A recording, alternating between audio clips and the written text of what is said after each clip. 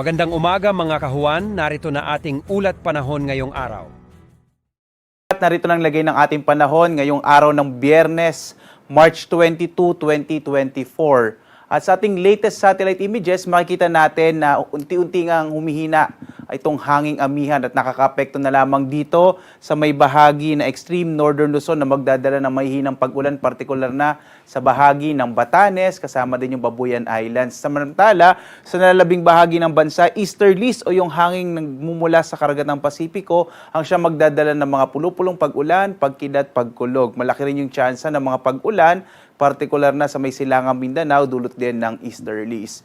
Base nga sa ating pagtingin, sa ating mga datos, ay malaki yung posibilidad na tuluyan ng hihina itong northeast monsoon at posible sa araw na ito ay maaring ideklara ng pag-asa ang pagtatapos ng panahon ng amihan. Kaya manatiling nakatutok sa update ng pag-asa para sa lagay ng ating panahon. Samantala, wala pa rin tayong minomonitor na anumang low pressure area sa kasalukuyan. Makikita natin wala tayong anumang low pressure area sa loob at labas ng Philippine Area of Responsibility.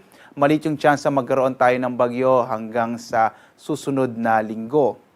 At narito ang ating inaasahang magiging lagay ng panahon dito sa may bahagi ng Luzon. Makikita natin na malaki yung tsansa ng mahihinang pag-ulan, partikular na sa bahagi ng Batanes at Babuyan Islands. Dulot yan ng papahina ng northeast monsoon o amihan, habang sa nalabing bahagi ng Luzon ay makararanas naman ng mga isolated o pulupulong pag-ulan, pagkidlat, pagkulog, at mayroon din pa tayong asahan ng mga localized thunderstorms na maaaring magdulot ng mga kung minsan mga pag-ulan at kung minsan ay maaaring magdulot ng mga biglang pagguho ng lupa, lalo na kapag katamtaman hanggang sa kung minsan ay malalakas yung mga pag-ulan. Samantala naman, narito magiging lagay o agwat ng ating temperatura sa Lawag na sa 23 to 32 degrees Celsius, sa Baguio 14 to 23 degrees Celsius, sa Metro Manila 22 to 30 degrees Celsius, sa may bahagi naman ng Tuguegarao 21 to 30 degrees Celsius, sa Tagaytay 20 to 28 degrees Celsius, habang sa Legazpi 24 to 31 degrees Celsius. So generally, medyo mainit na panahon ang mararanasan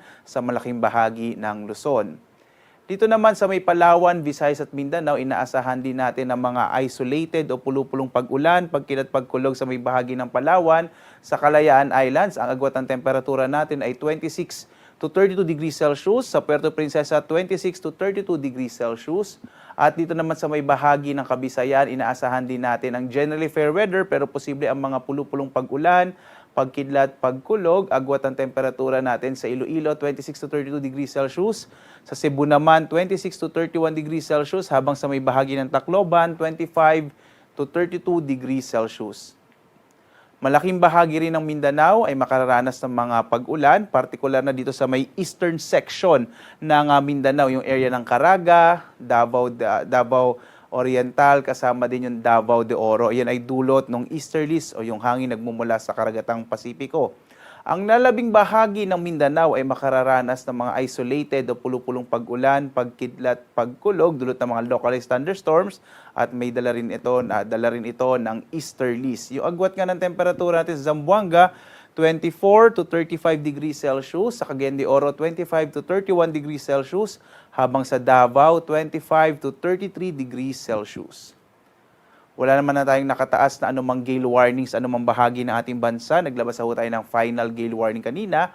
At inaasahan pa rin natin ang posibilidad ng katamtaman hanggang sa kung minsan ay malalakas na pag-alon, partikular na dito sa may extreme northern Luzon at sa may silangang bahagi ng ating bansa. Bagamat wala na tayong gale warning, mag-ingat pa rin lalong-lalo na yung maliit na sakyang pandagat at maliliit na mga bangka kapag pumapalaot sa mga baybay ng ating bansa. Ang araw natin sisikat, mamayang 5:59 na umaga at lulubog, ganap na 6:07 ng gabi.